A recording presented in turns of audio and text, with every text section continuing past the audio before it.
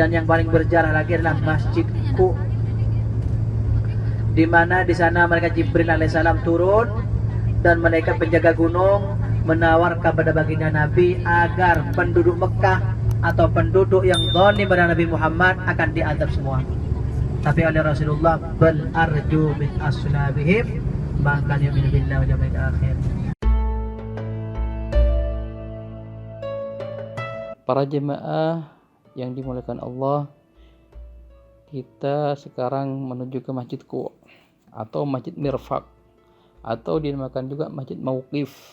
Karena dinamakan Masjid Mauqif, Rasulullah istirahat di sana. Dan juga dinamakan Masjid Qu karena Rasulullah menyerahkan tangannya, sikunya. Dan juga dinamakan Masjid Mirfaq juga khilaf di antara Mirfaq dan Qu. Ya, intinya Rasulullah menyandarkan tangannya di waktu apa? Di waktu Rasulullah setengah berbaring itu. Dalam keterangan itu ittaqa'ah fi hadzal makan atau fi hadzal masjid ba'da i'ain fa'athara fil hajaril ladzi ittaqa'a alaihi.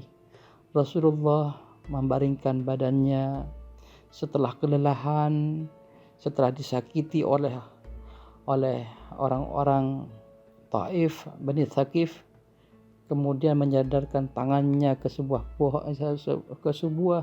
batu dan membekas sikunya Rasulullah atau mirfaknya Rasulullah membekas pada batu tersebut. Itu hikmah dari semua itu apa para jemaah? Yaitu karena batu tersebut di samping itu mukjizat baginda Nabi, dan juga batu itu sangat cinta kepada Nabi, ingin menjaga Nabi.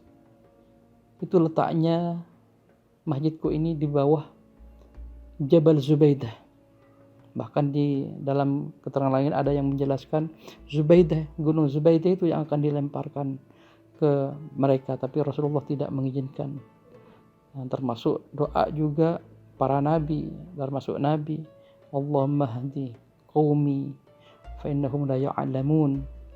Rasulullah tidak mengharap untuk dibinasakan mereka, bahkan harapan Rasulullah adalah ingin keturunannya beriman kepada Allah Subhanahu wa taala. Itulah secara singkat, semoga bermanfaat, dan dengan adanya ziarah ini bisa menambah kecintaannya, tambah rindu kepada baginda Nabi Muhammad sallallahu alaihi wasallam. Amin ya rabbal alamin.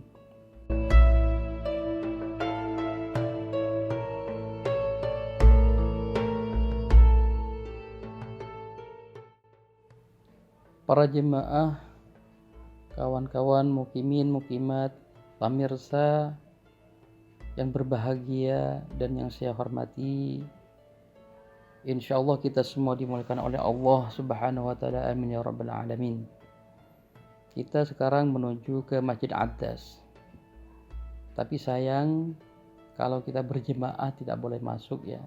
Bukan tidak boleh masuk, tidak boleh berhenti karena memikir atau menghargai bapak supir kita. Kalau berhenti nanti kena tilang, sedangkan tilangnya mahal. Jadi kita tetap pelan-pelan, tidak berhenti, dan tetap menceritakan apa yang dinamakan sejarah Masjid Attas.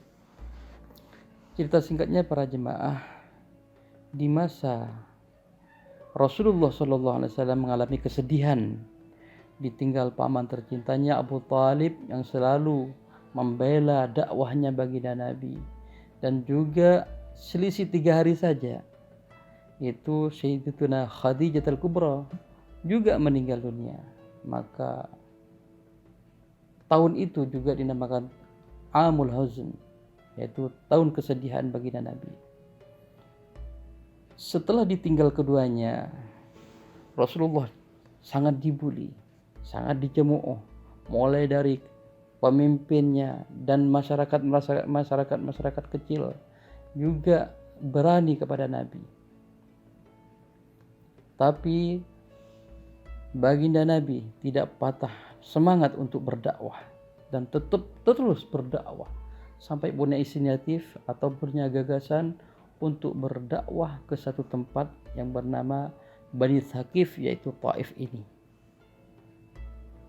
Rasulullah, singkat cerita, Rasulullah menuju ke Taif ini pada pembesar Bani Thaqif yang bernama Abdul Lail, juga Mas'ud dan Hubaib dan lain-lainnya, mengajak mereka untuk menyembah Allah, menyampaikan kalimat la ilaha illallah Muhammadur Rasulullah. Tapi mereka semua mengingkarinya.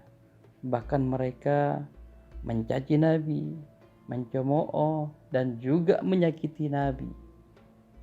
Dia mengusirnya sampai dilempar batu baginda Nabi. Rasulullah sampai berlari ke satu tempat, di keterangan tersebut sampai ke kebunnya Utbah dan Syaibah. Keduanya itu anaknya Rabi'ah. Rasulullah bersimpah darah. Apalagi Zaid bin Harithah, beliau sebagai perisai Nabi menghadang batu-batu yang dilemparkan kepada baginda Nabi. Setelah itu Rasulullah lari dan berhenti di suatu tempat, yaitu dalam keterangan di kebun kurmanya kedua orang tersebut, Utbah dan Syaibah. Rasulullah sudah tidak berdaya lagi. Rasulullah tidak ada pengaduan lagi kecuali kepada Allah. Doa Rasulullah masyhur sekali. Rasulullah mengadukan kepada Allah dalam doanya, Allahumma ilaika ashku dha'fa quwwati wa qillata hilati wa hawani 'alan nas ya arhamar rahimin, sampai ke bawah banyak.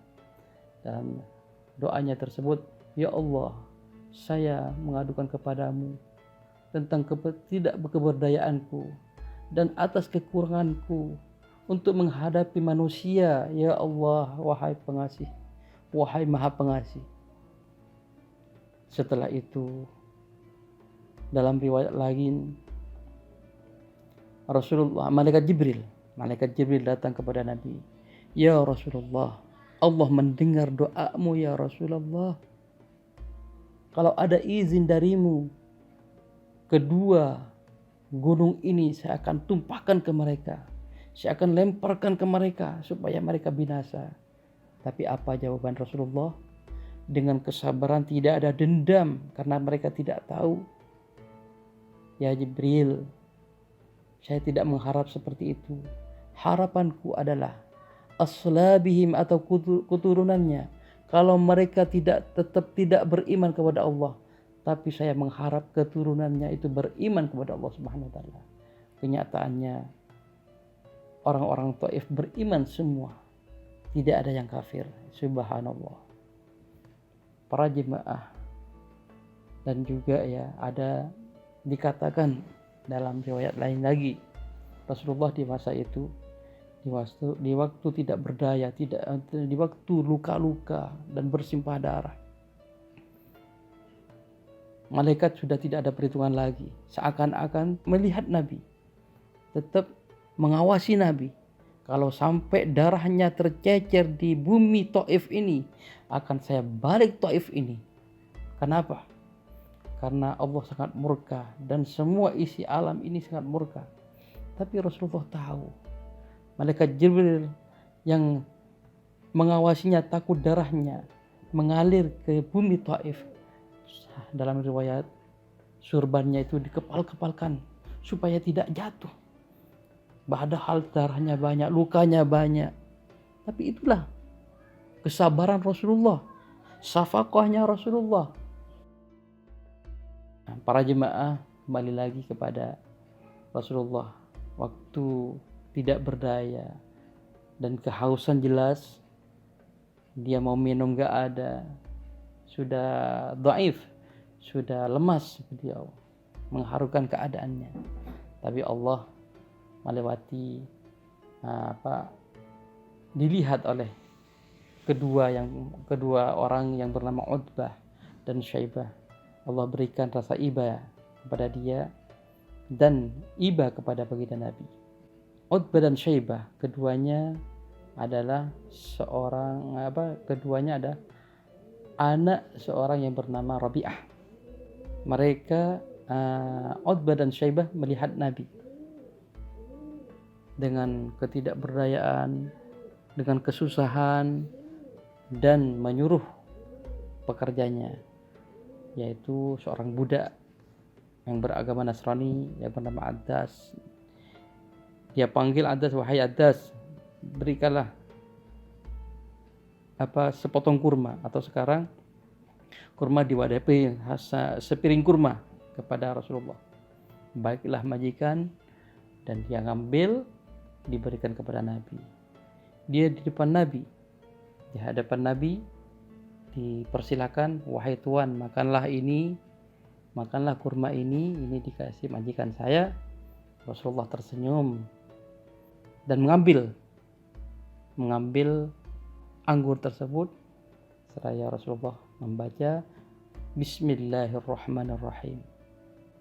Thumma akalah fanadhar Addasun ila wajhihi. Kemudian Rasulullah memakan anggur tersebut dan Addas melihat kepada wajah Rasulullah. Kemudian berkata, Addas tersebut, wallahi inna hadzal kalam ma yaquluhu ahlu hadhil bilad. Demi Allah, kata-kata ini, kalam ini tidak pernah diucapkan oleh masyarakat di sini.